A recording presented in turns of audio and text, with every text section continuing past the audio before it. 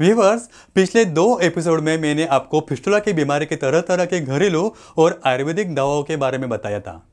भगंदर यानी fistula anus में होने वाली एक सीरियस बीमारी होती है जिसमें एनस की ओपनिंग में या उसके आसपास छोटी छोटी फुंसियाँ हो जाती है जो जल्दी ठीक नहीं होती है। फिर ये धीरे धीरे घाव बनने लगते हैं जिसमें खुजली और दर्द होता है। पेशेंट को चलने फिरने में दर्द होता है या कभी कभार कुर्सी पर या किसी समतल जगह पर बैठने में दर्द होता है। कभी कभार पीठ के बल लेटने और शौच करते समय बहुत ही दर्द और तकलीफ होती है। इससे एनस के आसपास का जो एरिया पीला पड़ जाता है। मलद्वार के ठीक बगल में फोड़ा जैसा बन जाता है जिसमें मवाद भर जाता है। इसका समय इलाज नहीं कराने से यह कैंसर का रूप भी ले सकता है। दोस्तों, मेरी बात ध्यान से सुनिए। मैं आपको डरा नहीं रहा हूँ, मैं सिर्फ और सिर्फ आपको नॉलेज शेयर करके जानकारी दे रहा हूँ। पाइल्स लेजर ये चैनल सब्सक्राइब करें, बेल आइकॉन पर क्लिक करें तथा लाइक और शेयर करें, पाइल्स से हमेशा के लिए छुटकारा पाए। नमस्कार दोस्तों, मैं हूँ डॉक्टर दीपक चौधरी। आपको अपने चैनल पर अलग अलग लाइन ऑफ ट्रीटमेंट बताता हूँ जो आपको भगंदर शुरू होते ही समय पर यदि इलाज किया जाए और खानपान और लाइफस्टाइल का ध्यान रखा जाए तो पाइल्स फिशर फिस्टुला जैसे रोग ठीक किए जा सकते हैं। और अगर आपका रोग कंट्रोल में नहीं है तो आप जल्द से जल्द अपने नज़दीकी पाइल्स एक्सपर्ट सर्जन से जरूर मिलें और समय रहते इलाज करवाएं, क्योंकि बाद में कुछ समय बाद भगंदर अपना मुंह जो रहता है वो दूसरी तरफ भी बना लेता है, जिसे दो मुखी भगंदर बोलते हैं। ये जो दो मुखी ओपनिंग बन जाने की वजह से मरीज को ज़्यादा तकलीफ का सामना करना पड़ता है। अगर इसका तुरंत इलाज नहीं किया जाए तो एक कैंसर का रूप भी धारण कर सकता है। भगंदर एंड में अपोजिट डायरेक्शन में भी अपना मुंह बना लेता है। ये जो दो मुखी ओपनिंग वाला जो भगंदर है उसकी वजह से मरीज को ज़्यादा दिक्कतों का सामना करना पड़ता है। भगंदर क्या है? What is fistula? जब शरीर के अंदर दो खोखली जगह जैसे ब्लड वेसल्स, इंटेस्टाइन या खोखले इंटरनल ऑर्गन में कनेक्शन बन जाता है तो उसे फिस्टुला कहते हैं। यह आमतौर पर किसी चोट, सर्जरी या सूजन या इन्फेक्शन के कारण होता है। इसी तरह जब स्किन और एनस के बीच एक इन्फेक्टेड स्पॉट या कनेक्शन बन जाता है तो उसे एनल फिस्टुला कहते हैं और इसी को हिंदी में भगंदर कहा जाता है। भगंदर आमतौर पर एनल ग्लैंड से शुरू होने वाले इन्फेक्शन के कारण होता है। इस इन्फेक्शन की वजह से वहाँ मवाद इकट्ठा होने लगता है और धीरे धीरे निकलने लगता है। भगंदर यानी एनल फिस्टुला के टाइप्स को उसकी जगह के मुताबिक क्लासिफाई किया गया है। जैसे पहला प्रकार है इंटरस्फिंक्टरिक फिस्टुला। ये जो इंटरस्फिंक्टरिक फिस्टुला रहता है इसमें जो वहाँ पे जो इंटरनल स्फिंक्टर मसल रहता है और एक्सटर्नल स्फिंक्टर मसल रहता है उसके बीच की खाली जगह से ये ट्रैक शुरू होता है और शुरू होकर जो एनल ओपनिंग के बिल्कुल पास जाकर खुलता है। बाद में दूसरा टाइप है ट्रांसफिंक्टरिक फिस्टुला। ये जो ट्रांसफिंक्टरिक फिस्टुला में क्या होता है, इसमें जो फिस्टुलस ट्रैक है उसमें इंटरनल और एक्सटर्नल स्फिंक्टर के मसल वहाँ पे रहते हैं, उसके बीच की खाली जगह यह चालू होता है या फिर एनस के पीछे से शुरू होता है और फिर जो एक्सटर्नल स्फिंक्टर को क्रॉस करता हुआ ये जो एनल ओपनिंग के 1 या 2 इंच बाहर जाकर खुलता है। बाद में तीसरा टाइप है सुप्रास्फिंक्टरिक फिस्टुला। ये जो सुप्रास्फिंक्टरिक फिस्टुला है थोड़ा कॉम्प्लिकेटेड है। इसमें जो ट्रैक रहता है वो इंटरनल और एक्सटर्नल स्फिंक्टर मसल के बीच की खाली जगह से शुरू होता है और वहाँ पे जो प्यूबोरेक्टल मसल्स रहता है उसके ऊपर की तरफ घूमता है और इस मसल को क्रॉस करता है। इसके बाद ये जो प्यूबोरेक्टलिस मसल और लेविटर अने मसल के बीच की जगह की तरफ नीचे बढ़ता है और जो हमारा एनस रहता है एनस के 1 या 2 इंच बाहर जाकर खुलता है। बाद में है एक्स्ट्रा स्फिंक्टरिक फिस्टुला। ये 4 नंबर टाइप है, बहुत ही कॉम्प्लिकेटेड फिस्टुला है। इसमें जो ट्रैक रहता है वो रेक्टम यानी मलाशय या सिग्मोइड कॉलन से शुरू होता है और नीचे की तरफ बढ़ते हुए वहाँ पे जो लेविटर अने मसल्स रहता है उससे गुजरता हुआ एनस के पास जाकर खुलता है। ये जो 4 टाइप है मैंने पिछले जो कही लास्ट वीक में 4 ही टाइप अलग अलग वीडियोस में मैंने आपको डिस्क्राइब किया है। बाद में भगंदर के लक्षण क्या होते हैं? Symptoms of anal fistula. भगंदर की समस्या में मरीज को एक या कई सारे लक्षण दिखाई दे सकते हैं। 1 या 2 या फिर अलग अलग लक्षणों का सामना करना भी पड़ सकता है। हर व्यक्ति में सिम्टम्स अलग अलग हो सकते हैं। जैसे किसी को दर्द रह सकता है, बुखार आना, बाद में एनस के आसपास सूजन आना, बाद में पेशाब करते समय दर्द होना, मल त्यागते समय दर्द होना, कभी कभार मल में खून आना, किसी को एनस के पास रेडनेस हो जाना, एनस के किसी पास जो किसी छेद से बदबूदार द्रव्य निकलना, बाद में चलने या बैठने में दिक्कत आना, कभी कभार थकान महसूस होना और पेल्विक एरिया में दर्द होना। बाद में है भगंदर का कारण क्या है, what is the cause of fistula. अब आप सोचकर परेशान हो रहे होंगे कि ऐसी बीमारी होती किस वजह से। दरअसल एनस के अंदर कई सारे ग्लैंड्स होते हैं जो फ्लूइड बनाते हैं, लेकिन कभी कभार वो जो ग्लैंड्स होते हैं वह ब्लॉक या क्लॉग हो जाती है और वहाँ बैक्टीरियल इन्फेक्शन की वजह से सूजन हो जाती है और मवाद बनने लगता है।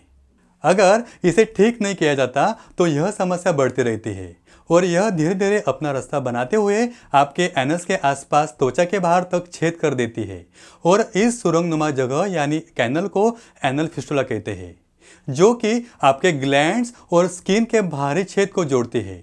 अधिकतर समय मवाद की वजह से भगंदर एनल फिस्टुला होता है, लेकिन यह ट्यूबरकुलोसिस, सेक्सुअल ट्रांसमिटेड डिसीज के कारण भी हो सकता है। एक बात और भी आपको लोगों को बताना चाहूँगा कि इसका सबसे ज़्यादा खतरा किन किन लोगों को होता है। सबसे इम्पोर्टेंट, डायबिटीज़ वाले पेशेंट को सबसे ज़्यादा खतरा होता है। बाद में HIV और एड्स जैसी बीमारी की वजह से जिनकी जो इम्यून सिस्टम बहुत कमज़ोर हो गई है, बाद में मरीज, अल्सरेटिव कोलाइटिस और क्रोन्स डिसीज़ वालों को भी सबसे ज़्यादा खतरा रहता है। बाद में रेक्टल कैंसर के इलाज के लिए जो रेडिएशन लेने वाले मरीज को ज़रा ध्यान देना चाहिए। भगंदर के बारे में कैसे पता लगाया जाता है, how is anal fistula diagnose. सबसे पहले डॉक्टर आप में दिखे गए लक्षणों की जांच करता है और अगर उन लक्षणों के द्वारा भगंदर का इशारा मिलता है तो आपको कुछ टेस्ट करवाने की सलाह देता है। जैसे पहला टेस्ट है फिस्टुला प्रोब। इसमें जो टेस्ट होता है, इसमें पतले और लंबे फिस्टुला प्रोब डिवाइस को फिस्टुला की ओपनिंग से अंदर डाला जाता है। इस दौरान एक स्पेशल डाई भी इंजेक्ट की जाती है ताकि फिस्टुला के इंटरनल ओपनिंग का पता लगाया जा सके। दूसरा है इमेजिंग स्टडी। डॉक्टर आपके एनल एरिया की आंतरिक स्थिति को देखने के लिए यानी अंदरूनी स्थिति को देखने के लिए साउंड वेव्स द्वारा किए जाने वाले अल्ट्रासाउंड की मदद भी ले सकता है। इसके अलावा वो जो डॉक्टर रहता है MRI फिस्टुलोग्राम जैसी इमेजिंग स्टडी भी मदद ले सकता है। बाद में है एनोस्कोपी। एनोस्कोप की मदद से आपके एनल कैनल के अंदर देखा जाता है। बाद में है फिस्टुलोग्राफी। इसमें एक कॉन्ट्रास्ट सॉल्यूशन को फिस्टुला के अंदर इंजेक्ट करके एक्सरे निकाला जाता है।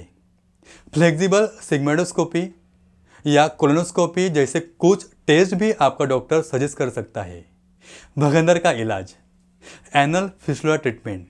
भगंदर का इलाज के होम्योपैथी लाइन ऑफ ट्रीटमेंट को फॉलो करने वाले कुछ tried and tested medicine suggest करूंगा। अपनी बीमारी की स्टेज या सीरियसनेस को ध्यान में रखते हुए अपने होम्योपैथ डॉक्टर से कंसल्ट जरूर करें। पहला है हेपारसल्फ 6 to 30 mg। भगंदर ट्रीटमेंट में काफ़ी मददगार साबित हुई है। एक ऐसी होम्योपैथिक दवाई है जिससे आपको दर्द से काफ़ी राहत मिलेगी। ये जो दवाई है हेपारसल्फ, यदि आप इसका नियमित सेवन करने लगते हैं तो कुछ दिन बाद ही आराम मिल जाता है। और हाँ, इस दवाई के सेवन से जिन पेशेंट को भगंदर से मवाद की शिकायत है उन्हें भी थोड़ा बहुत आराम मिल जाता है। दूसरा है मायरिस्टिका 3X। जिन लोगों को हेपारसल्फ खाने के बाद भी कोई आराम नहीं मिलता है तो उनके लिए मायरिस्टिका 3X बहुत फ़ायदा करती है। बाद में तीसरा दवा का नाम है सल्फर 30 to 200 mg। भगंदर होने पर जब मलद्वार में सूजन हो जाती है और स्टूल पास करने में दर्द होता है तब आप इस दवाई का सेवन कर सकते हैं।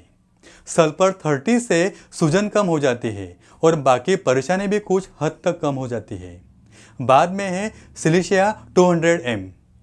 यदि आपको मल त्यागने में बहुत ज़्यादा दर्द हो रहा है और फोड़े से बहुत बदबू वाला मवाद निकलने लगा है तो आपको सिलिशिया 200 mg लेकर देखें। धीरे धीरे भगंदर के लक्षण दूर होने लगेंगे। बाद में है पिलोनेट ड्रॉप्स। ये जो पिलोनेट ड्रॉप्स की 20 बूंदें आधा कप पानी में डालकर पीने से भी भगंदर में बहुत आराम मिलता है। बाद में है Calcarea fluorica 200x। Calcarea fluorica 200x को दिन में 3 बार गुनगुने पानी के साथ लेने से या टैबलेट लेने से मरीज को काफ़ी आराम मिलता है। बाद में है पायोनिया कफिनालिस 1 ml ड्रॉप। ये जो पायोनिया कफिनालिस 1 ml ड्रॉप की सिर्फ 2 बूंदें अपने जीभ पर 7 दिन तक लेनी है। देखिए आपको स्वस्थ और ज़रूर आपको आराम मिलेगा। बाद में है सिलिशिया 1 ml ड्रॉप। पायोनिया कफिनालिस 1 ml ड्रॉप के कोर्स पूरा होने के बाद 1 दिन बाद हर सप्ताह सिलिशिया 1 ml ड्रॉप को लेते रहिए। 3 से 4 सप्ताह में आपको फायदा देखा गया है। यदि आपकी बीमारी बढ़ चुकी है या फिर घरेलू या होम्योपैथिक या आयुर्वेदिक ट्रीटमेंट से फर्क नहीं दिख रहा है तो पाइल स्पेशलिस्ट सर्जन के फौरन आप कंसल्ट करें। मेरे कॉन्टैक्ट डिटेल्स डिस्क्रिप्शन बॉक्स में दिए हैं, मुझे कॉल कीजिए। आप किसी भी शहर गांव में हैं, मैं आपकी मदद करूंगा। भगंदर का इलाज करने के लिए जो एंटीबायोटिक के साथ कभी कभी सर्जरी की भी जरूरत करनी पड़ती है। इसके अलावा डॉक्टर आपके फिस्टुला को भरने के लिए एक विशेष मटेरियल का यूज़ करता है जिसे आपका शरीर समय के साथ एब्सॉर्ब कर लेता है। बाद में रिकंस्ट्रक्टिव या स्टेजेस में की गई सर्जरी सेटॉन प्लेसमेंट की मदद से डॉक्टर आपके फिस्टुला में एक ट्यूब डालता है जिसे सेटॉन कहते हैं। इसकी मदद से सर्जरी से पहले जो एनल एब्सेस को पूरी तरह बाहर निकाला जाता है। यह कॉम्प्लेक्स भगंदर के मामले में किया जाता है। बाद में भोजन और परहेज यानी फूड एंड लाइफस्टाइल मैनेजमेंट। मैं आपको याद दिला दूं कि खराब डाइट से ही ज़्यादातर ये रोग होते हैं। इस तरह के रोगों में खाने पीने का संयम न रखने पर यह बढ़ जाता है। इस रोग में खास तौर पर खाने पीने और लाइफस्टाइल यानी दिनचर्या पर ध्यान देना चाहिए और ये रोग के कारणों को दूर करना चाहिए, वरना कोई भी दवा का असर नहीं होगा। बाद में laser surgery. Laser surgery fistula का इलाज करने के लिए लेज़र सर्जरी सबसे अच्छी मानी जाती है। इसमें लेज़र की मदद से फिस्टुला को सुखा दिया जाता है। इसमें न तो मल को लीक होने की समस्या होती है और न ही रिकवरी में ज़्यादा समय लगता है। 2 से 3 दिनों के भीतर रोगी अपने सामान्य जीवन में वापस आ जाता है। तो व्यूअर्स, समय पर इलाज करवाएं, स्वस्थ रहे, खुश रहे। धन्यवाद।